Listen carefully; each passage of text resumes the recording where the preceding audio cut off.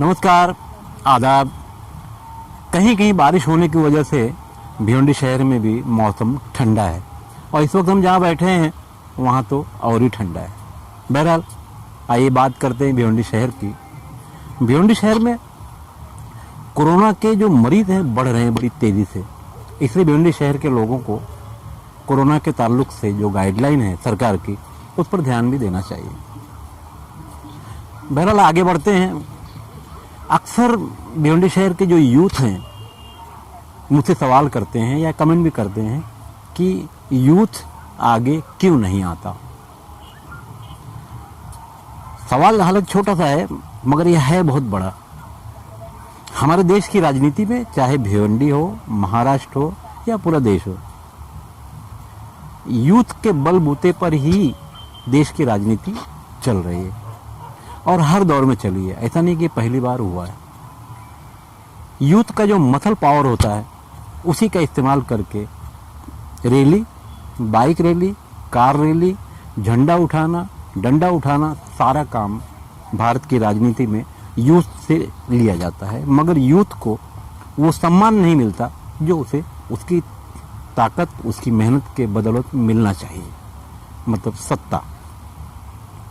सत्ता ना मिलने की वजह ये यूथ नहीं है, जो लोग इनसे झंडा, डंडा, बैनर, पोस्टर, होर्डिंग लगवाते हैं वो हैं।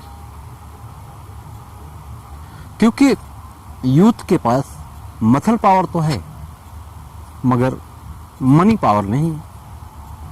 और जो लोग इनसे झंडा, डंडा, बैनर उठवाते या लगवाते हैं, ये लोग अच्छी तरह से इस बात को समझते हैं कि यूथ को इस्तेमाल कैसे किया जाए और कैसे किया जा रहा है सबको पता है।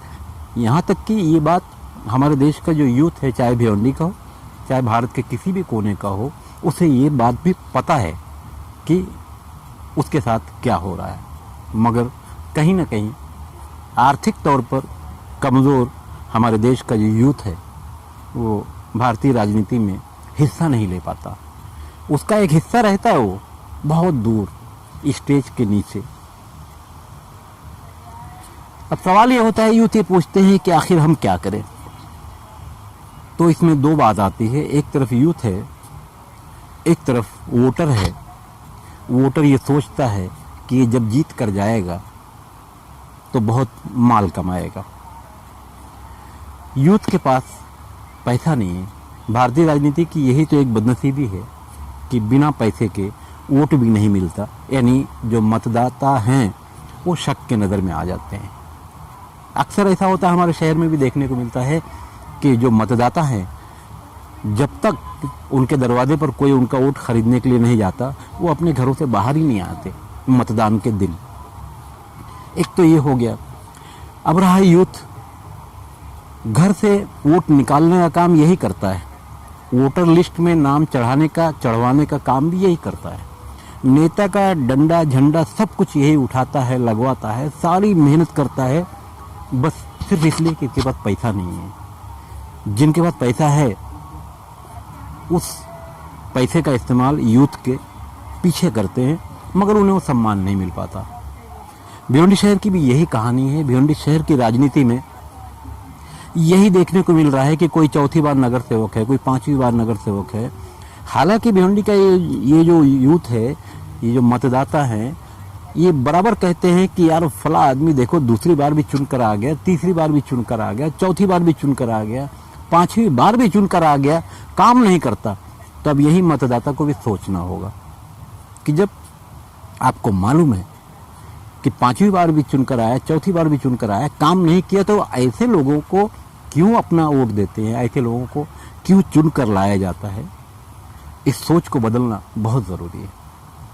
मैं भिवंडी शहर के लोगों से एक अपील करता हूं कि महानगर पालिका का चुनाव सामने है, कभी भी सामने आ सकता है, डेट आ सकती है। इस बार क्यों ना ऐसा किया जाए कि भिवंडी शहर के जो 90 सीट है इसमें से कम 45 यूथ जो पढ़े लिखे हो, थोड़ा कम वो चलेगा, वो कर सकते हैं क्योंकि उनके अंदर जो जोश होगा उस जोश का फ़ायदा भिवंडी शहर के विकास को मिल सकता है। तो क्यों ना ऐसा हो कि इस बार आधे लोगों को यानी यूथ को मौका दिया जाए। अब यही बात आकर फिर फंस जाती है। पॉलिटिकल पार्टियां पर्दे के पीछे टिकट देने के नाम पर जो कारोबार करती हैं ये सबको पता है। यूथ एक बार यहीं आकर फिर फंस जाता है, उसके बाद इतना होता ही नहीं है। अब ये एसटी के कंडक्टर का टिकट तो है नहीं कि 10, 20, 50 में, पर्दे के पीछे एक बड़ा व्यवहार चलता है, ये सबको पता है। यूथ यहाँ आकर कमज़ोर हो जाता है, मतदाता इसको वोट देंगे ही नहीं क्योंकि इसके पास पैसा नहीं है।